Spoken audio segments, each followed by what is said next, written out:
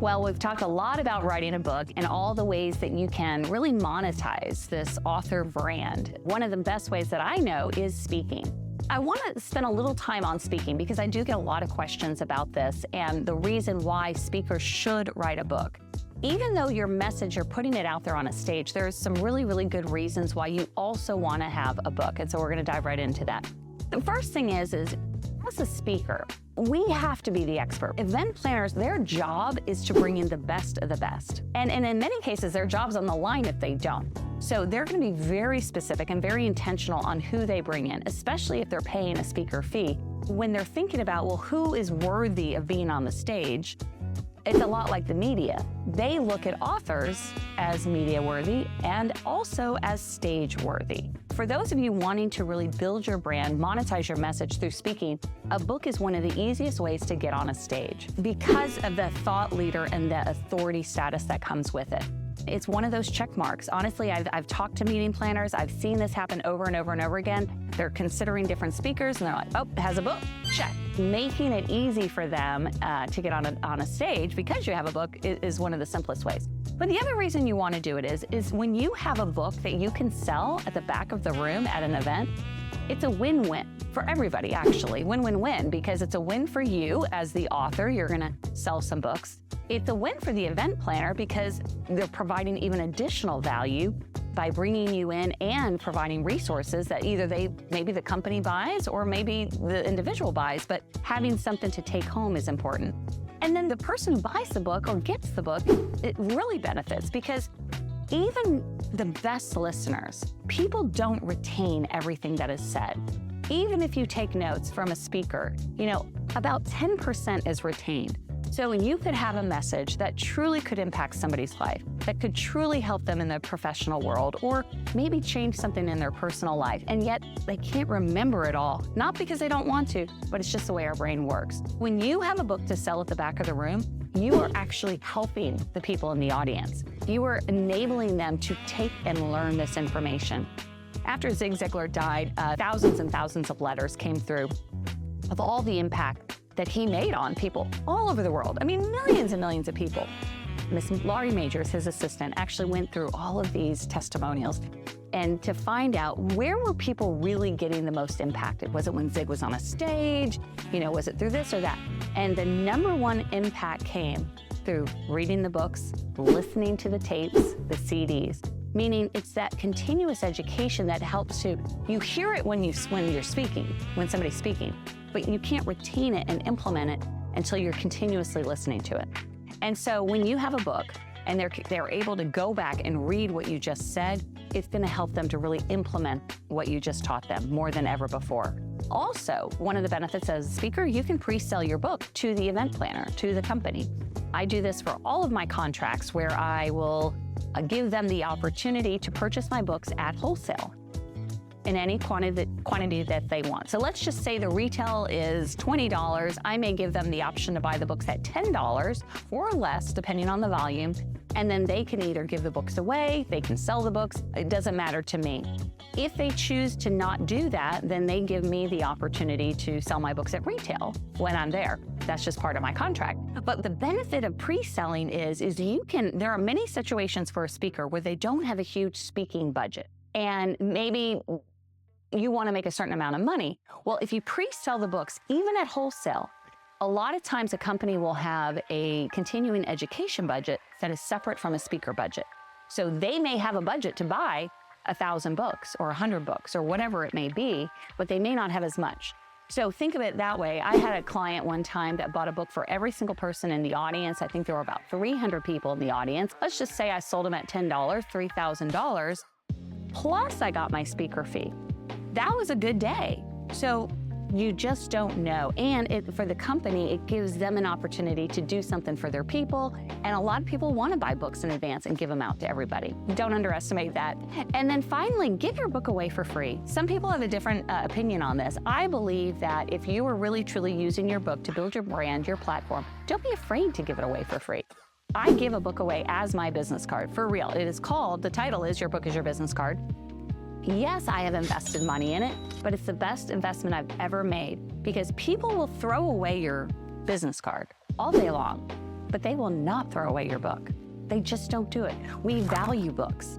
And I've had so many clients come to me through the years, and I'll ask, how did you hear about us? They want us to publish their book. And inevitably, they'll say, oh, you spoke at this event 5 years ago, and you gave me your business card. And that little book has been sitting on my desk ever since. I couldn't throw it away.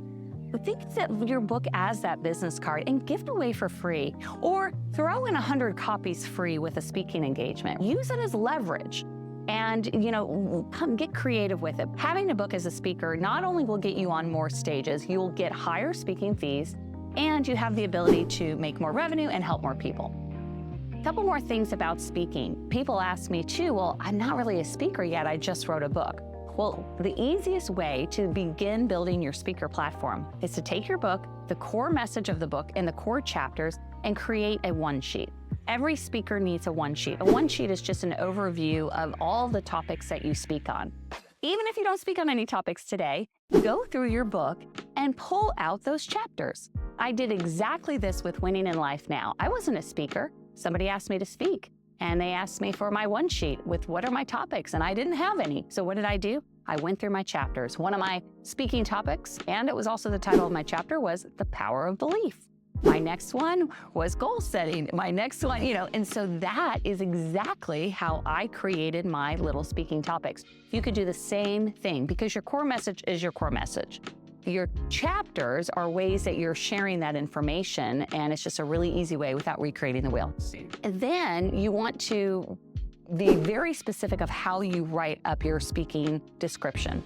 It's not about you, it's about them and what they're gonna learn. So always write your descriptions based on what the audience is gonna get out of that. The power of belief, I might say, Michelle's gonna teach you a framework on this. That's great, but you have to add in why and what they're gonna get out of it. In this talk, you're gonna learn 5 steps to help you get, your mindset restructured, right? I'm making it up as on the fly. But get specific on what they get as a result of you speaking and not so much about the topic itself. Always have a compelling bio. You want to make sure that clear to the point, but people want to know who you are, what you've done, and why they should have you on that stage. And in many cases, if they have committees, they're having to sell a committee on you. So be sure you have a really good, solid bio. If you're not really sure where to even start on how to create a bio, don't recreate the wheel. Go out there and find other speakers' profiles and find out how they wrote it up. A lot of those speakers, it's all based on their book.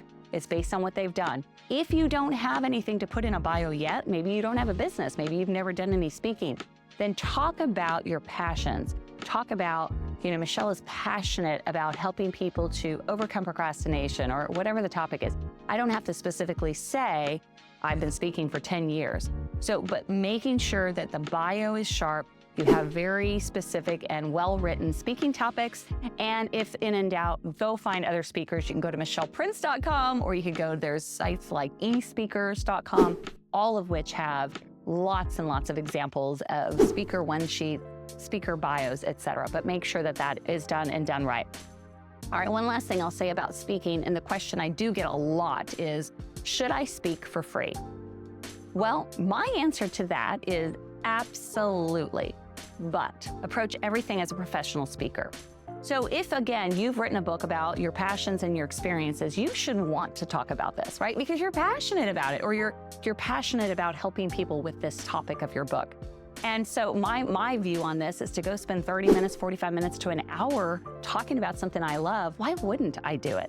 And if it could really, truly benefit a group, I'd consider those things in advance, because not all organizations have budgets. But to do it as a professional speaker, you do have to ask questions and be prepared. So number one, asking questions about, obviously, do they even have a date set? If they don't have a date set, it's not a real opportunity. Do they have a budget? Always, always, always ask about the budget. Even if let's say it's a Rotary Club and they don't have a budget, well, you still have to ask, because you have to set the expectation that you are a professional speaker, and you are. Your time is valuable. Whether or not you charge them for it is up to you, but they need to know what your time is worth. You ask them for a budget. You ask them about who they've hired in the past, because that also is an indication of budget. If they say they brought in one of their local chamber members, well, they probably have zero budget. But if they brought in, Brene Brown, then you know they have an enormous budget. And that kind of gives you some idea if it's an opportunity that you want to do or not. Always asking how many people are in attendance, the goal of the event, etc., so that you can determine, is it a good fit for you? Because your time is still valuable whether you make $1 or not. It has to be worthwhile for you. And then what I like to do for events that are non-paying is giving them options. For example, getting something in exchange. So if they say, well, we don't have a budget, no problem. My fee is usually $10,000, or pick whatever the number is for you.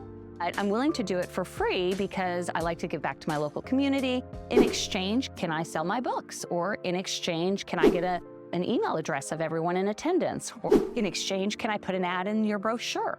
So find out, making sure that they know that your time is valuable, it's worth an investment. And if they're not paying you, that's okay, but do an exchange of value. Value for value. You're giving them value, they're giving you value, and not to be afraid to ask for that. And then finally, always have a contract. Even if it's a group that you know, even if it's a local group or you're doing it for a friend, it sets the expectation. Even if it's free, have a contract. Have it in there that shows the date, the time, the topic you're going to speak on, all of your terms, the ability to offer them to buy books in bulk if they want, but also have your fee in the contract. You could have it crossed out, you could say waived, but you want them to know what you're worth.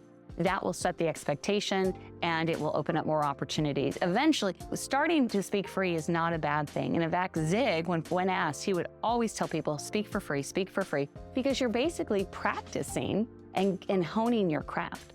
And then when the opportunities come, you feel really confident to charge whatever it is that you want. These are just some of the ways that other speakers have really monetized speaking and building their brand. And then one last thing is just not to forget, on those books, don't forget to offer them the opportunity to buy those books for wholesale. You'd be shocked how many companies can't pay you a speaker fee, but they can buy books. So get out there and start speaking.